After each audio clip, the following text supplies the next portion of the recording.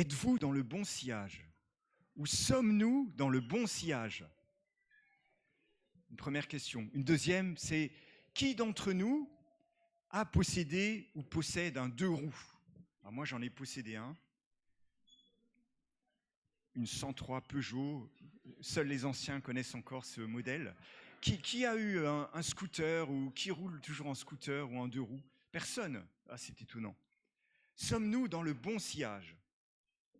Et j'aimerais qu'on prenne la parole de Dieu dans la version parole vivante, donc la version d'Alfred Kuhn, une version que j'aime bien parce qu'elle elle nous éclaire avec des mots un peu différents sur la parole de Dieu. Alors 2 Timothée 3 et 2 Timothée 4, un petit condensé, donc dans la version parole vivante, qui va s'afficher à l'écran, je pense.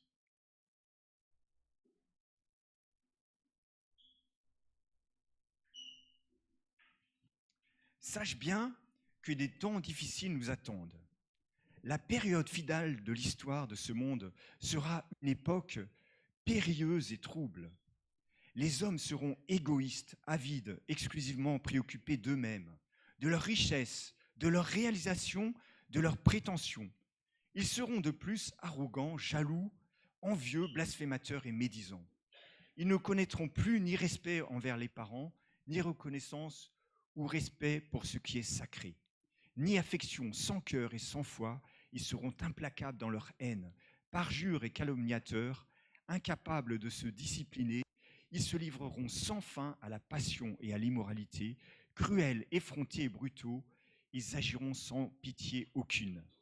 Les valeurs morales les laisseront indifférents. Ils haïront ceux qui font le bien. Et nous passons au verset 10 de ce chapitre 3, qui change de ton, parce qu'on ne va pas rester sur des plaintes et des gémissements. Oh là là, la vie est dure. Mais toi, mon fils, tu as été mon fidèle compagnon. C'est Paul qui parle à Timothée. Mais toi, mon fils, tu as été mon fidèle compagnon. Tu m'as accompagné pas à pas. Tu as écouté mon enseignement. Tu as observé mon comportement et tu en as fait la ligne de conduite de ta vie. Tu t'es appliqué à me suivre. Tu t'es appliqué à me suivre.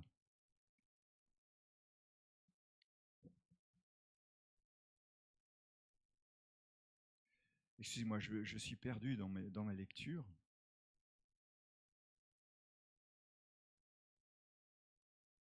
Tu t'es appliqué à me suivre dans mes conceptions, mes projets, ma foi, ma patience, mon esprit d'amour, mon endurance. Tu as adopté mon but de vie et tu as voulu, comme moi, croire, aimer et supporter l'épreuve.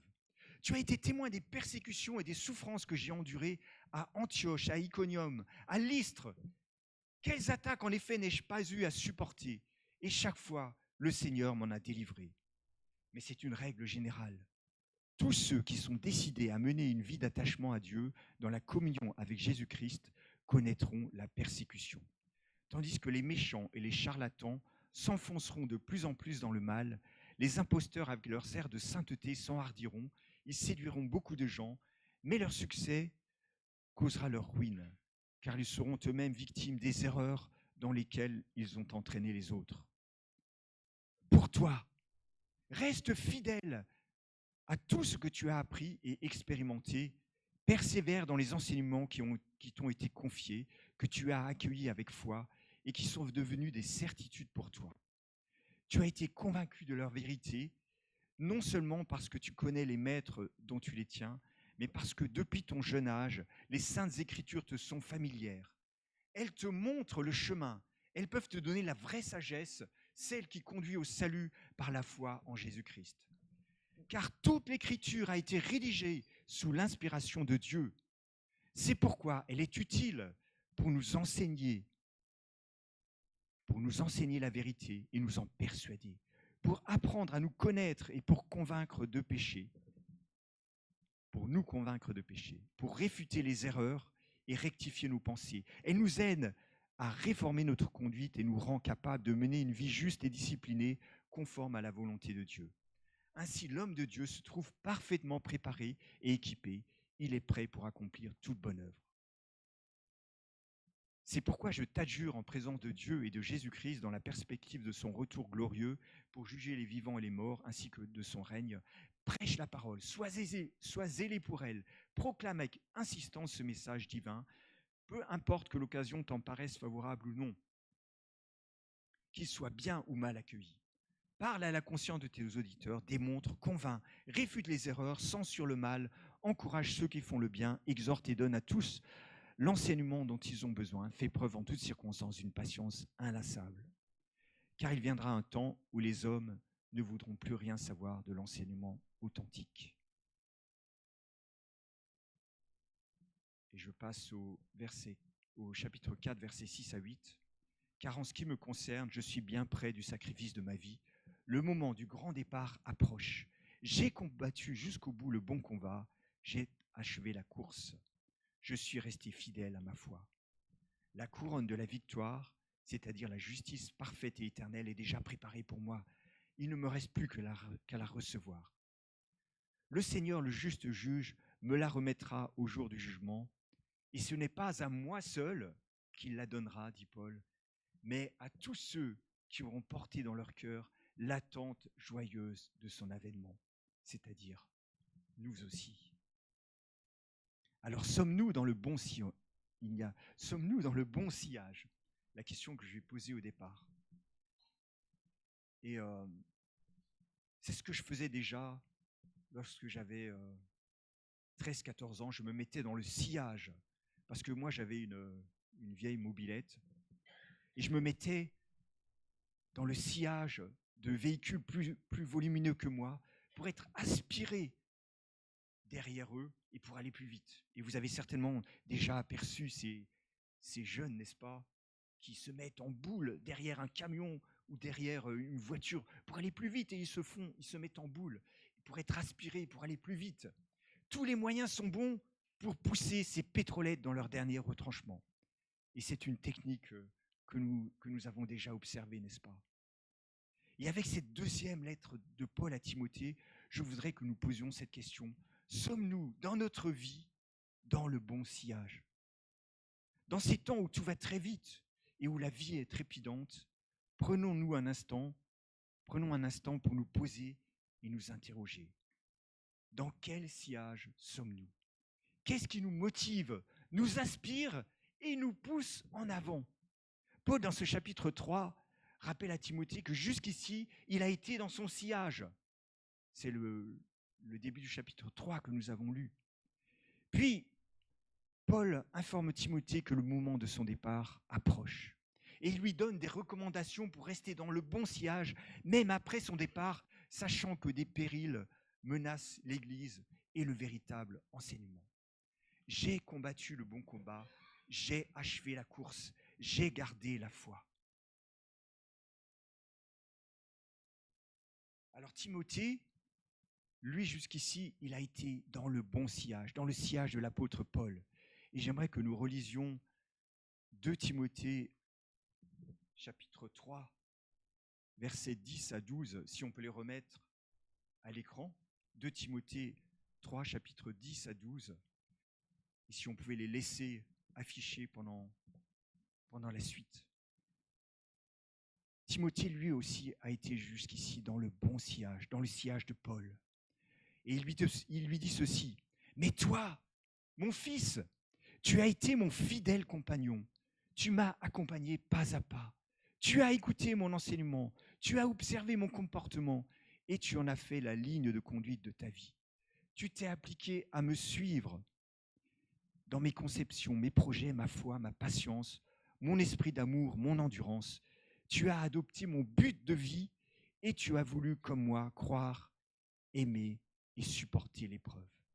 Tu as été témoin des persécutions et des souffrances que j'ai endurées, etc. Timothée a jusqu'ici été dans le sillage de Paul. Il a été son élève, son compagnon. Paul disait de lui-même, en 1 Corinthiens 11, verset 1, connaissez-vous ce verset? Paul disait ceci aux Corinthiens. « Soyez mes imitateurs comme je le suis moi-même de Christ. Ce qui permet de lire le verset 10, ce qui permet de lire le verset 10 comme une parole personnelle du Seigneur Jésus à chacun de nous en particulier, comme si le Seigneur s'adressait à nous-mêmes. Pouvons-nous mettre notre prénom sur ce fils? Mais toi, mon fils, tu as été mon fidèle compagnon. Mais toi, ma fille Ilona, ma fille Marie-Jo, mais toi, mon fils Francisco, mon fils Bertrand, tu as écouté mon enseignement, tu as observé mon comportement et tu en as fait la ligne de conduite de ta vie. Tu t'es appliqué à me suivre dans mes conceptions, mes projets, ma foi, ma patience, mon esprit d'amour, mon endurance. Tu as adopté mon but de vie et tu as voulu, comme moi, croire, aimer et supporter l'épreuve. Premièrement, Paul dit à Timothée, mon fidèle compagnon. Et c'est un peu comme si Dieu et Jésus-Christ nous adressaient à nous aussi ce fidèle compagnon. Tu es mon fidèle compagnon. Mon fidèle compagnon. Timothée a été un compagnon pour Paul. Et Paul a été un compagnon pour Timothée. Comment voyons-nous notre relation avec Dieu et notre service pour Dieu? Voyons-nous cette relation et ce service simplement sous la forme d'une servitude, d'un esclavage, de la peur du père fouettard? Que nous dit le Christ lui-même? C'est un verset formidable, deux versets formidables. Jean 15, 14 et 15. Jésus s'adresse à ses disciples.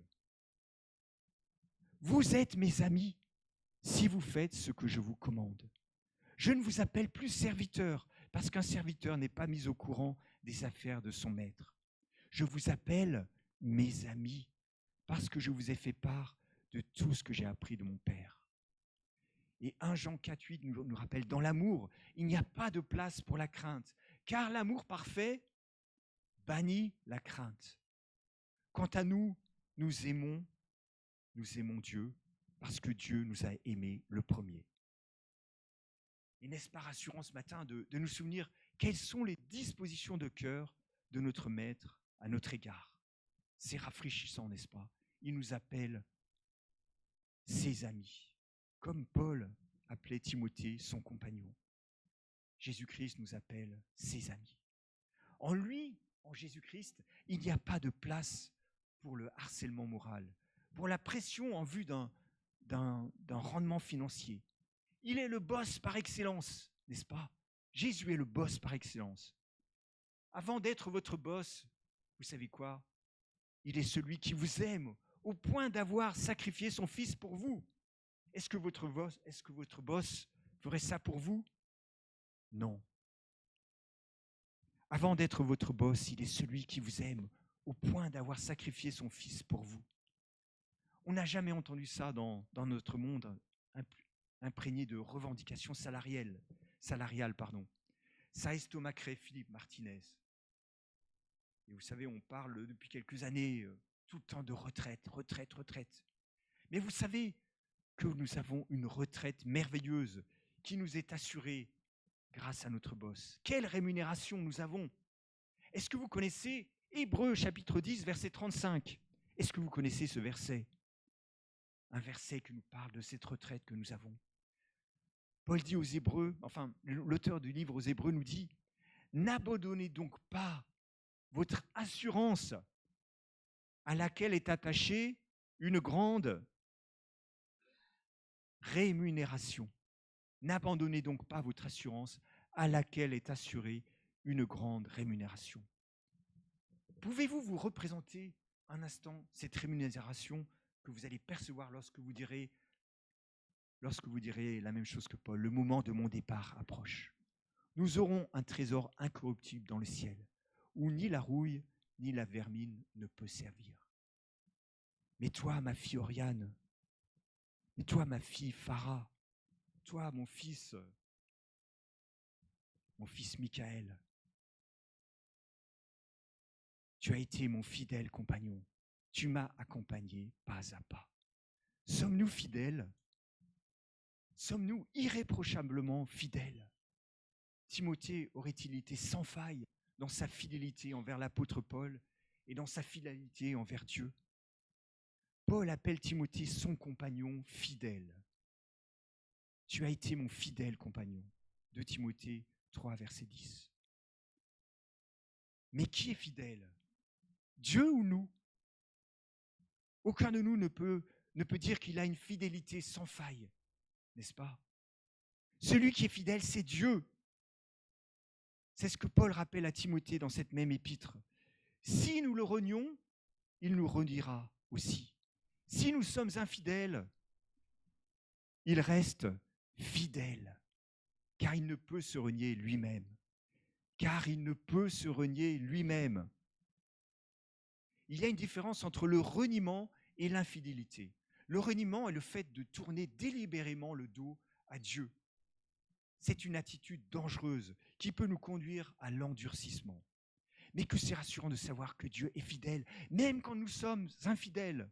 Nous pouvons renier Dieu, mais lui ne peut se renier lui-même. Il est, il était, il restera fidèle éternellement. Quelle profondeur dans cette parole! Jésus-Christ est le même hier, aujourd'hui et éternellement, et il ne revient pas sur ses promesses.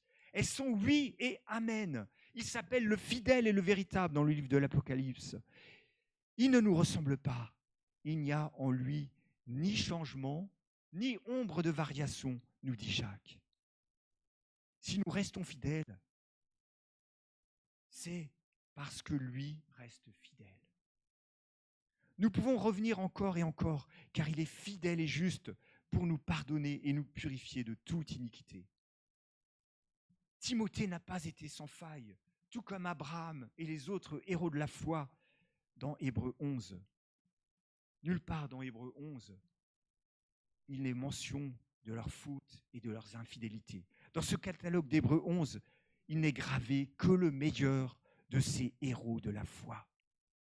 Restons fidèles, car lui reste fidèle, et il ne peut se renier lui-même. N'est-ce pas rafraîchissant? Toujours le verset 10 de 2 Timothée 3, qui est affiché à l'écran. Tu as écouté mon enseignement, tu as observé mon comportement, et tu en as fait la ligne de conduite de ta vie. Tu as observé mon comportement. Mon comportement. Les évangiles nous rapportent la vie et l'enseignement de Christ. Comment il s'est comporté dans le monde, dans toutes les situations ordinaires de la vie d'un homme. Il n'a jamais perdu le contrôle de lui-même. Il ne s'est jamais mis, même lorsqu'il s'est mis en colère, il n'est pas parti en vrille. Paul pouvait dire en 1 Corinthiens 11, verset 1, « Soyez mes imitateurs, comme je le suis moi-même de Christ. » Une bonne question à se poser dans notre vie de tous les jours, une question qui est coûteuse. C'est une question qui est coûteuse. Qu'aurait fait le Christ à ma place face à cette personne qui me casse les pieds, face à Jean qui me casse les pieds? Au travail, j'offre des calendriers, des petits calendriers, vous savez, des petits éphémérides. Et je m'aperçois que je dois vraiment faire attention à mon comportement, car à la fin, je ne sais plus à qui j'en ai donné. Et les gens reviennent chaque fois me voir. Et alors, je note discrètement dans leur dossier calendrier, pour que je me souvienne, parce que c'est vrai, avec la pression, la fatigue, on peut commettre des impairs, n'est-ce pas? Des fautes de comportement. Et nous devons faire attention. Qu'aurait fait le Christ à ma place est une question qui nous coûte. Avez-vous observé que dans les épîtres, il n'y a finalement que peu d'exhortations à annoncer l'évangile avec notre bouche, mais beaucoup plus à prêcher l'évangile par notre comportement. Mes actes parlent beaucoup plus que mes paroles. Mes réactions parlent beaucoup plus que mes actions. Qu'aurait fait le Christ à ma place? C'est une question que nous pouvons nous poser dans l'Église. Et là, quand je pose cette question, j'ai un peu honte. Sommes-nous des modèles les uns pour les autres? Nous avons tous des passages à vide, des temps de sécheresse, des temps où nous sommes fatigués, ce qui nous rend plus vulnérables et où nous devenons plus spectateurs qu'acteurs. Sommes-nous encouragés les uns pour les autres? Quand nous voyons cette course de moto, vous avez déjà vu des courses de moto. Là aussi, dans les courses de moto, eh bien, les motards se mettent dans le sillage les uns des autres parce qu'ils veulent profiter de celui qui est devant pour essayer de le dépasser en profitant en plus de l'élan qu'il leur donne. Quand nous voyons cette course de moto, sommes-nous à nouveau motivés par l'enthousiasme des autres à remonter en selle pour reprendre la course et nous mettre dans le sillage les uns des autres? Et là encore, j'aimerais que nous relisions un passage qui se trouve toujours dans cette deuxième à Timothée et toujours dans cette version parole vivante. Ce verset de 2 Timothée nous dit: car ce n'est pas un esprit de timidité, de lâcheté ou de défaitisme que Dieu nous a donné, mais un esprit de courage, d'amour et d'enthousiasme. C'est un esprit actif et aimant qui nous rend forts et capables d'aimer. Il nous donne un jugement sain et une parfaite maîtrise de nous-mêmes. Et j'aime bien ce que dit cette version. Ce n'est pas un esprit de défaitisme que Dieu nous a donné, mais un esprit de courage, d'amour et d'enthousiasme. Est-ce que nous sommes encouragés par l'enthousiasme des uns et des autres, encouragés à nous remettre en selle, pour être inspirés dans leur sillage et tenter peut-être même de faire mieux qu'eux, mais pas dans le mauvais sens, mais d'aller aussi nous plus vite et mieux avec le Seigneur? Une question que je vous pose et que je me pose aussi. Nous poursuivons toujours dans ce verset 10. Tu t'es appliqué, c'est toujours Paul qui parle, tu t'es appliqué à me suivre dans mes conceptions, mes projets, ma foi, ma patience, mon esprit d'amour, mon endurance. Tu as adopté mon but de vie et tu as voulu, comme moi, croire, aimer et supporter l'épreuve. Ici, Paul mêle tout à la fois projet, foi, patience, amour et endurance. C'est super d'avoir des projets. Est-ce que vous avez déjà vu des personnes comme ça qui sont souvent des sanguins ou des colériques? Ils ont tout le temps des projets, des plans, des conceptions. C'est super d'avoir des projets, des plans, des conceptions, mais le monde en a aussi. Et dans le monde, les projets, l'ambition font bien souvent que pour y arriver, qu'est-ce qu'on fait? On écrase les autres, on trompe les autres, et on laisse ainsi des salariés sur le carreau, victimes de harcèlement et de burn-out. Pourquoi? Parce que les projets ont été plus importants que les personnes. Mais ici, Paul mêle tout à la fois projet, patience, amour et endurance. Il parle de croire, aimer et de supporter l'épreuve. Ce n'est pas quelque chose de facile, n'est-ce pas? On dit souvent qu'on choisit ses amis, mais on ne choisit pas sa famille. Et dans l'Église, souvent, nous devons user de patience les uns envers les autres. Je peux faire des faux pas et mon frère ou ma sœur peut aussi faire des faux pas. Les frictions sont une réalité dans l'Église. Des frictions existaient déjà dans la première Église de Jérusalem, en Acte 6. Et les apôtres ont dû choisir Étienne, un homme rempli d'Esprit Saint et de foi, pour résoudre un conflit. Ces paroles de Paul nous rappellent que nous pouvons être déçus les uns par les autres. Est-ce une raison d'abandonner l'Église ou de sombrer dans l'amertume? Paul nous invite à le suivre dans son comportement. Nous devons y tendre, nous n'y sommes pas encore arrivés. Croire, aimer et supporter l'épreuve. Paul d'ailleurs a écrit ce magnifique chapitre dans Corinthiens 13.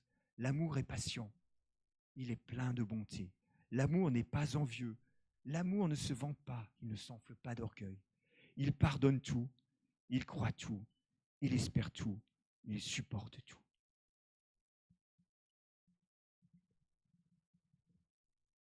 Et on pourrait dire ici, je pourrais dire, pardonnez-moi si j'ai blessé, même si je ne m'en suis pas rendu compte. Paul nous prépare aussi à la persévérance dans un domaine que personne d'entre nous n'a encore vécu. Lequel? La persécution. Verset 11. Verset 11 du chapitre 3. Tu as été témoin des persécutions et des souffrances que j'ai endurées. Tous ceux qui sont décidés à mener une vie d'attachement à Dieu dans la communion avec Jésus-Christ connaîtront la persécution.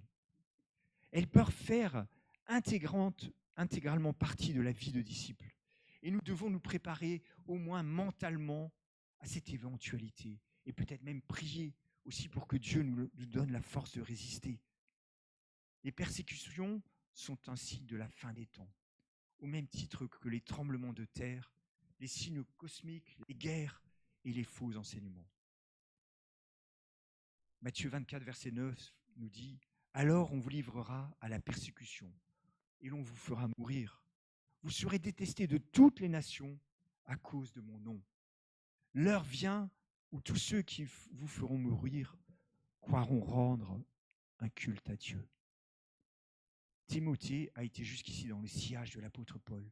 Son exemple, son modèle, l'aidera à poursuivre le bon combat, même après sa mort. Et je vais maintenant me mettre dans le sillage du message de Jamel de dimanche dernier. De quoi Jamel nous a-t-il parlé dimanche dernier? Il a parlé de l'importance de la parole de Dieu dans le livre de Néhémie. Outre l'exemple et le modèle de Paul, quelle autre aide Timothée aura-t-il pour se maintenir dans ce bon sillage? Les Écritures, nous l'avons lu tout à l'heure, les Écritures, l'importance des Écritures. Sommes-nous toujours le peuple du livre ou sommes-nous ballottés de doctrine en doctrine au gré des modes de la religion évangélique? Sommes-nous ballottés de doctrine en doctrine au gré des modes de la religion évangélique? Quel raccourci mental nous faisons-nous lorsqu'on parle des chrétiens évangéliques? Voyons-nous des chrétiens rassemblés dans la louange? C'est beau, tout à l'heure on a loué le Seigneur, c'était super. Voyons-nous des prêches enflammés et des séances d'imposition des mains à tire-larigot? Mon peuple périt, disait Osée, car il lui manque la connaissance. Acte 17, 11, les chrétiens de Béret sondaient chaque jour les Écritures pour voir si ce qu'on leur annonçait était exact. Les chrétiens d'Arpajon sondent-ils chaque jour les Écritures pour savoir si ce qu'on leur annonce est exact? Sommes-nous encore le peuple du livre? 2 Timothée 3, 14, 15, 16. Pour toi, dit Paul à Timothée, reste fidèle à tout ce que tu as appris et expérimenté. Persévère dans les enseignements qui t'ont été confiés, que tu as accueillis avec foi et qui sont devenus des certitudes pour toi. Tu as été convaincu de leur vérité, non seulement parce que tu connais les maîtres dont tu les tiens, mais parce que depuis ton jeune âge, les saintes écritures te sont familières. Depuis ton jeune âge, les Écritures te sont familières. Familières. Et là, quand je lis familière, je ne peux pas m'empêcher de penser à ce verset de Josué 1, verset 8. Que ce livre de la loi ne s'éloigne pas de ta bouche. Médite-le jour et nuit pour agir fidèlement selon tout ce qui y est écrit. Car c'est alors que tu auras du succès dans tes entreprises. C'est alors que tu réussis. Les Saintes Écritures te sont familières, te montrent le chemin. Elles peuvent te donner la vraie sagesse, celle qui conduit au salut par la foi en Jésus-Christ. Car toute l'Écriture a été rédigée sous l'inspiration de Dieu. C'est pourquoi elle est utile pour nous enseigner la vérité et nous en persuader, pour apprendre à nous connaître et pour nous convaincre de péché, pour réfuter les erreurs et rectifier nos pensées. Elle nous aide à réformer notre conduite et nous rend capables de mener une vie juste et disciplinée, conforme à la volonté de Dieu.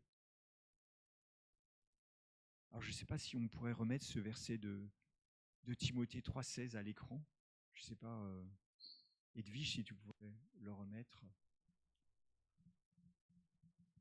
Merci. En lisant et en mettant en pratique la parole de Dieu, nous sommes plus à même de reconnaître immédiatement tout ce qui est étranger à la volonté de Dieu. Je me souviens, il y avait Gérard qui était venu un soir à un groupe de maison et on l'avait accueilli et il tenait dans sa main un truc, je ne sais pas ce que c'était, si c'était un chiffon ou une serpillière. Il tenait à la main un vieux machin. Et je me suis dit, mais qu'est-ce qu'il ramène? D'habitude, dans le groupe de maison, on ramène des bonnes choses à manger, des paquets de gâteaux bien emballés. Et il tenait dans ses mains un chiffon. Et en fait, j'ai regardé d'un plus près, c'était un ramassis de vieux papiers. Et il l'a posé sur la table. Et qu'est-ce que c'était? Devinez quoi? C'était sa Bible. Sa Bible qu'il avait tellement tournée. Il l'avait tellement repassée dans tous les sens. C'était une version d'étude de la Bible Semeur. Et si vous avez remarqué, elle est très mal reliée. Elle perd tout le temps ses planches. Et lui, il avait ramené ça. Et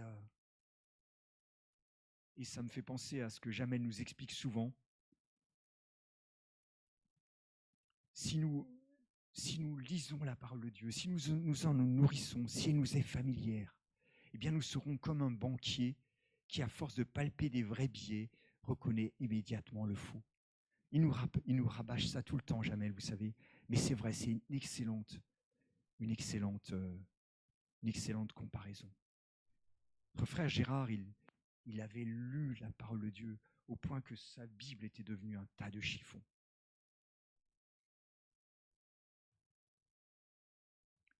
Nous saurons immédiatement reconnaître ce qui est étranger à la volonté de Dieu. Et c'est ce même principe que Christ donne en Jean 10. Jésus parle de ses brebis. Il dit, lorsqu'il les a toutes fait sortir, ces brebis, il marche devant elles. Et les brebis le suivent parce qu'elles connaissent sa voix. Jésus est la parole de Dieu, n'est-ce pas?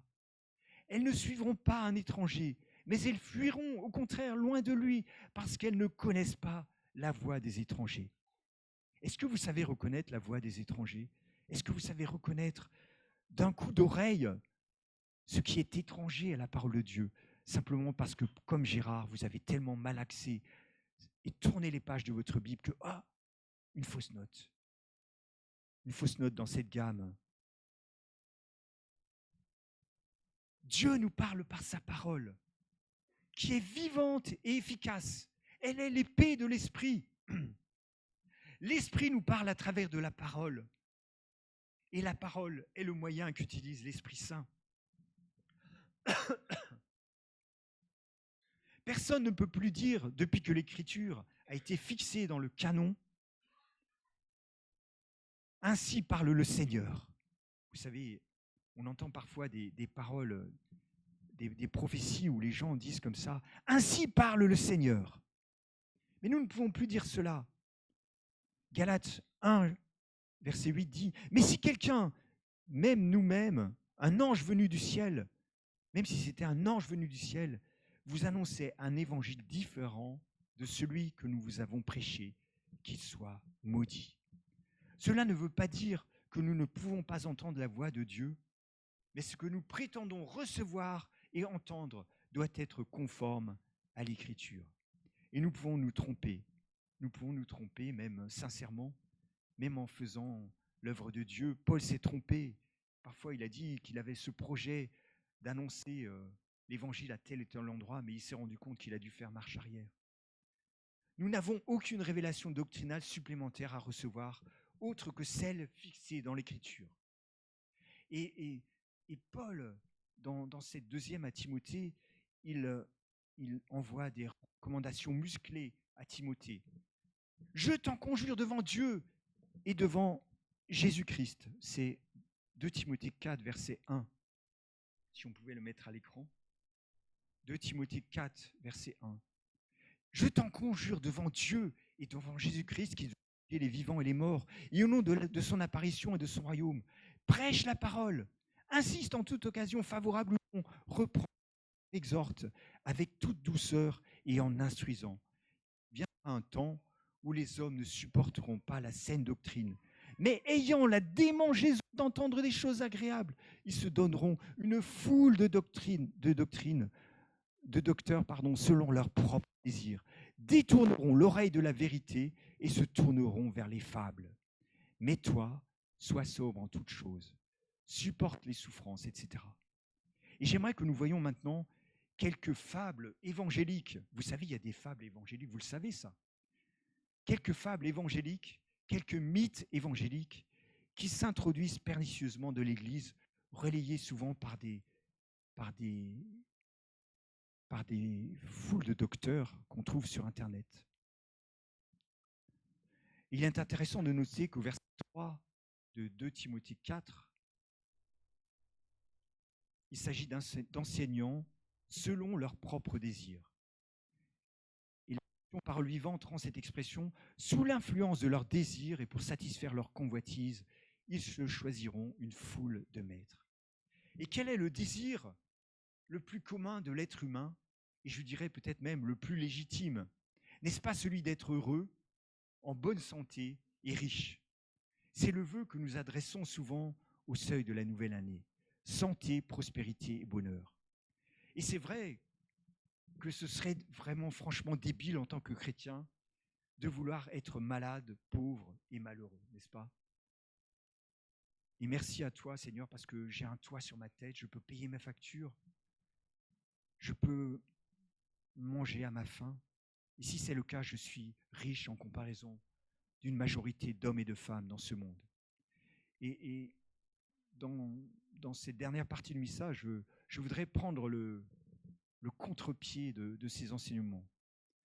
Ça ne veut pas dire, bien sûr, que nous ne devons pas rechercher à être en bonne santé. Bien sûr, si nous sommes malades, nous devons aller voir le médecin. Si nous sommes appelés aussi à subvenir à nos besoins, à celles de notre famille. Et ce serait débile de chercher à être malheureux. Le Seigneur nous a enseigné à prier, donne-nous aujourd'hui notre pain quotidien. Il a promis de subvenir à nos besoins sans nous encourager toutefois à la paresse. Il nous encourage à chercher d'abord le royaume de Dieu et sa justice. Et toutes ces choses nous seront données en plus. Donc un faux évangile est en train de saturer le monde chrétien. C'est l'évangile de la prospérité, on en parle souvent, qui affirme que le Seigneur est comme une corde, que le salut que nous offre le Seigneur est comme une corde à 3 brins qui ne peut ni se rompre. La foi en Jésus-Christ, affirme la théologie de la prospérité, est comme une corde à 3 brins qui lie salut, santé, prospérité. Le salut est mêlé à la santé et à la prospérité. Le croyant est même encouragé à avoir une foi forte et inébranlable en parlant, en confessant et en affirmant la parole de Dieu en vue d'obtenir non l'avancement du royaume de Dieu, mais la santé et la richesse. En parlant, en confessant ou en affirmant la parole de Dieu, on appelle sur notre vie la prospérité financière et la santé. Ce mouvement s'appelle le mouvement parole de foi et nous promet de la parole de Dieu et nous promet de la part de Dieu santé et richesse. Tout le fond du message de l'évangile de la prospérité est centré sur vous, sur votre succès et non sur Dieu, sa sainteté et sa gloire. Et j'ai beaucoup aimé les chants que Christophe a choisis. Il a choisi le premier chant, merci pour la croix, Seigneur. Voilà, c'est la première chose. C'est la première chose. Nous devons remercier le Seigneur pour son œuvre sur la croix. Et je voudrais qu'on voit rapidement quelques enseignements de cet évangile de la prospérité. Premièrement, l'évangile de la prospérité enseigne un enseignement erroné sur les causes de la maladie. Les enseignements de la parole de foi prêchent que la maladie vient de Satan et ses démons. Par conséquent, Dieu n'a pas châtié et ne châtiera pas son peuple par la maladie. Ils disent aussi qu'aucun chrétien ne devrait être malade et que si la maladie arrive, c'est à cause du péché dans votre vie, ou alors une foi faible, ou alors vous ne marchez pas dans l'amour. Voici des affirmations que nous pouvons entendre. Toute maladie peu importe d'où elle vient, naissance, héritage, blessure, est du diable. Selon l'Écriture, toute maladie est la conséquence directe d'activités démoniaques. Chaque maladie vient de l'adversaire. Je suis parfaitement convaincu, à partir de ces deux passages que nous allons lire, je cite bien sûr ces enseignements, que la maladie est de Satan. Quels sont ces deux passages? Il y a par exemple Acte 10, 38. Vous savez comment Dieu a oint du Saint-Esprit et de force Jésus de Nazareth, qui allait de lieu en lieu faisant du bien et guérissant tous ceux qui étaient sous l'empire du diable, car Dieu était avec lui. Donc les enseignants pensent que toute maladie vient de l'empire du diable. Il y a un autre passage, Luc 13, verset 11. Et voici, il y avait une femme possédée d'un esprit qui la rendait infirme depuis 18 ans. Elle était courbée et ne pouvait pas du tout se redresser. Lorsqu'il la vit, Jésus lui adressait la parole et lui dit, « Femme, tu es délivrée de ton infirmité. » Les démons sont-ils responsables de tous les maux ou maladies? Quel est le rôle du Seigneur dans toutes sortes de maladies? Les Écritures montrent-elles des serviteurs de Dieu malades? Et si oui, le péché, une foi faible ou le manque d'amour sont-ils mentionnés comme racines de leurs maux? Alors premièrement, les démons sont-ils responsables de toute maladie? Les deux versets précédents nous parlent de deux cas particuliers, effectivement, comme d'autres textes d'ailleurs. Mais dans Matthieu 8, versets 1 à 4, un lépreux vient à Jésus pour être purifié de sa maladie. Et Jésus ne reprend ni ne chasse de démons. Et Matthieu mentionne également la belle-mère de Pierre qui était fiévreuse. Et Jésus toucha sa main et la fièvre la quitta. Ce verset, la fièvre le quitta, montre qu'aucun démon ne l'a quitté. Tout comme d'autres passages, je pourrais vous donner les références si vous voulez, mais je ne veux pas être trop long. Dieu, maintenant, utilise-t-il la maladie dans sa souveraineté? Dans l'Ancien Testament, plusieurs textes bibliques existent où Dieu utilise directement maux ou maladies pour châtier son peuple quand cela est nécessaire. Nous avons par exemple Lévitique 26, Nombre 11, Nombre 12, Deutéronome 28 et 1 Chronique 21, versets 1 à 14. Et dans le Nouveau Testament, 1 Corinthiens 11, la relation est faite entre la maladie et la prise de la Sainte Seine de façon indigne.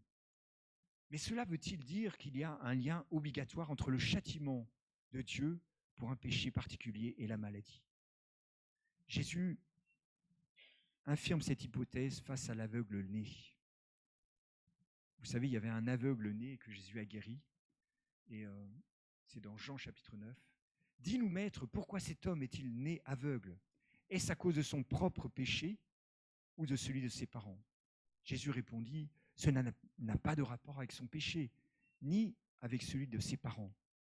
C'est pour qu'en lui, tous puissent voir ce que Dieu est capable de faire. » Donc là, il n'y avait pas de relation avec le péché. La maladie résulte aussi tout simplement de la chute, nous le savons, qui a entraîné la venue de la corruption dans notre monde. Et la raison la plus commune à la maladie, sans chercher midi à 14h, nous la trouvons dans Romains 8, versets 18 à 24. La création, donc nous, dont nous faisons partie, a été soumise au pouvoir de la fragilité et de la corruption. Et notre destinée à chacun de nous qui sommes ici présents, si le Seigneur ne revient pas, c'est soit de mourir par accident, soit de tomber malade, soit de vieillir et de mourir. 2 Rois 13, verset 14. Élisée était atteint de la maladie dont il mourut. Point barre, je dirais, point barre. Les Écritures montrent-elles des serviteurs de Dieu malades? Et si oui, le péché, une foi faible ou le manque d'amour sont-ils mentionnés comme racines de leurs maux? Et nous avons plusieurs exemples que donne Paul. Il y a par exemple l'exemple d'Épaphrodite en Philippiens 2, 25. Paul rend un excellent témoignage d'Épaphrodite, de ce collaborateur qu'il appelle « mon compagnon d'œuvre et de combat ». Et qui de vous ne voudrait pas être appelé avoir de tels éloges de la part de Paul, mon compagnon d'œuvre et de combat, qui a pourtant été malade. Il a été malade, c'est vrai, et il a frôlé la mort. Mais Dieu a eu pitié de lui. C'est pour l'œuvre de Christ qu'il a été près de la mort, ayant exposé sa vie afin de suppléer à votre absence dans le service que vous me rendiez. C'est Paul qui parle ainsi d'Épaphrodite qui pourtant a été malade. Timothée lui-même avait des fréquents maux d'estomac. Et dans 2 Timothée 4, Paul a laissé Trophime malade à Milet. Pourquoi cela? Paul semble ne pas avoir de solution ou d'explication, tout comme il n'y a pas eu d'explication à sa souffrance mentionnée en 2 Corinthiens 12. Vous savez, Paul a prié 3 fois pour être délivré apparemment d'une souffrance physique. On ne sait pas exactement de quelle souffrance il a prié, mais il s'est contenté de cette parole, Paul. Il a dit, ma grâce te suffit. Il a été dit à Paul, ma grâce te suffit.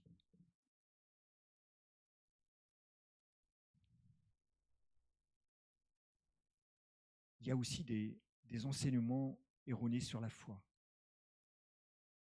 Certains enseignements se servent de ce verset d'Hébreux 11 pour affirmer que la foi est une substance spirituelle. Hébreux 11.1 dit « La foi est une façon de posséder ce qu'on espère. C'est un moyen d'être sûr des réalités qu'on ne voit pas. »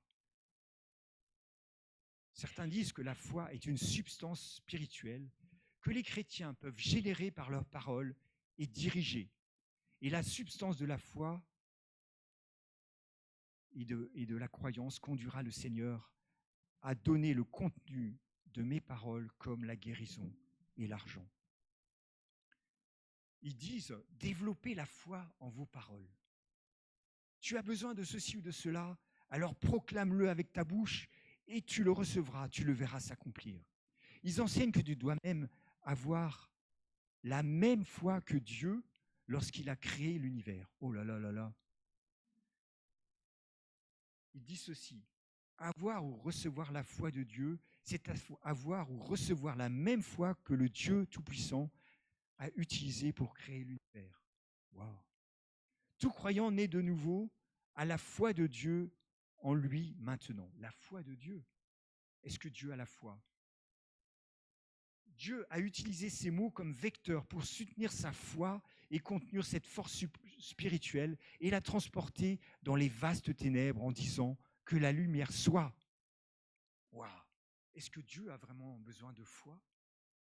Enseigner que Dieu a besoin de foi pour créer, c'est lui retirer sa souveraineté d'appeler à l'existence ce qu'il désire. Le mot foi n'est jamais mentionné dans Genèse 1. Dieu dit, et il fut ainsi. Ces enseignants insistent aussi en commentant ainsi Marc 11, 22. Quand Jésus dit « Ayez foi en Dieu », ils disent ceci. En fait, ils disent « Ayez la foi de Dieu » ou « Ayez la foi divine ». Ils enseignent ceci pour se convaincre qu'on peut appeler à l'existence des choses miraculeuses comme Dieu l'a fait. Votre foi ne doit jamais être l'objet de votre foi. Jésus n'a pas enseigné « développer la foi en vos paroles ».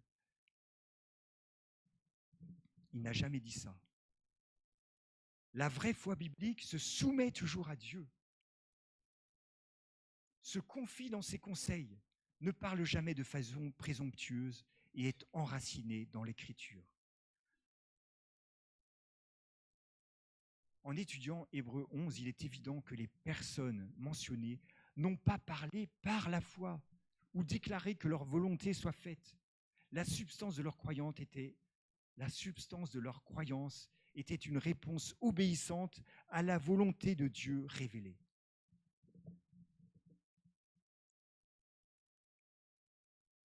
Vous est-il déjà arrivé par la foi, moi ça m'est déjà arrivé, de ne pas recevoir ce qui semblait vous être promis? Est-ce que ça vous est déjà arrivé de ne pas recevoir par la foi ce qui semblait vous être promis? Comment avez-vous réagi? Vous avez cru, vous aviez des beaux rêves et ils ne se sont pas réalisés. Pourtant, vous étiez convaincu que c'était la volonté de Dieu.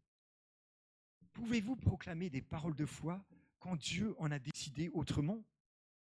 Voici ce que la foi de Paul l'a amené à confesser. 2 Corinthiens 12.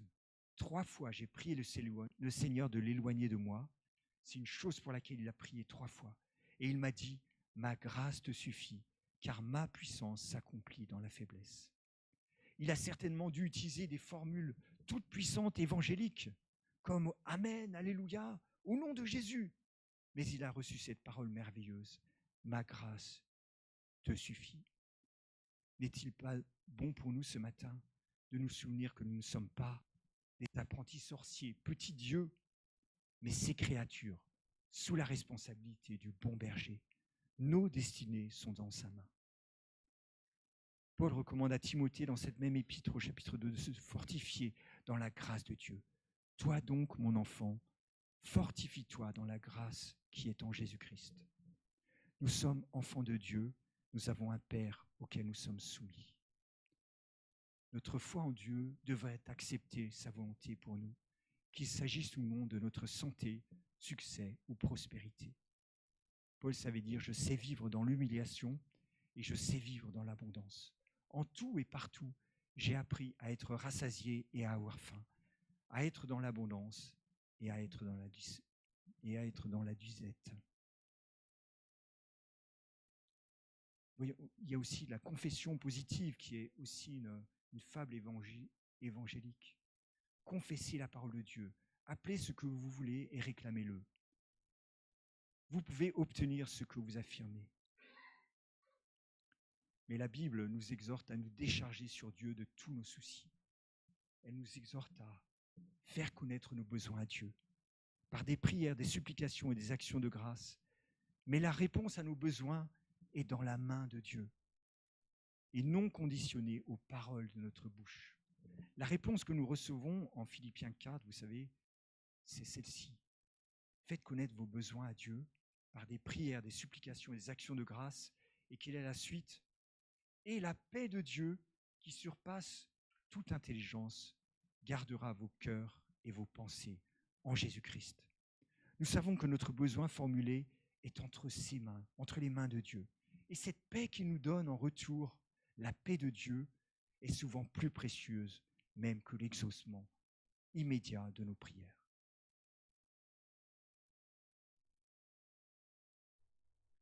Je vais abréger un petit peu parce que là je suis trop long. Il y a aussi la visualisation créative. Les chrétiens sont encouragés à combiner la confession positive avec la visualisation positive. La personne est encouragée à créer une vision positive ou une image de ce qu'elle désire. Semer de la foi financière, c'est encore une autre déviance. Vous pouvez recevoir une bénédiction financière 30, 60 ou 100 fois supérieure si vous donnez pour l'œuvre de Dieu. Il y a aussi l'alliance abrahamique. Les chrétiens de l'Ancien Testament auraient oublié l'alliance de Dieu avec Abraham, qui comporte aussi la richesse.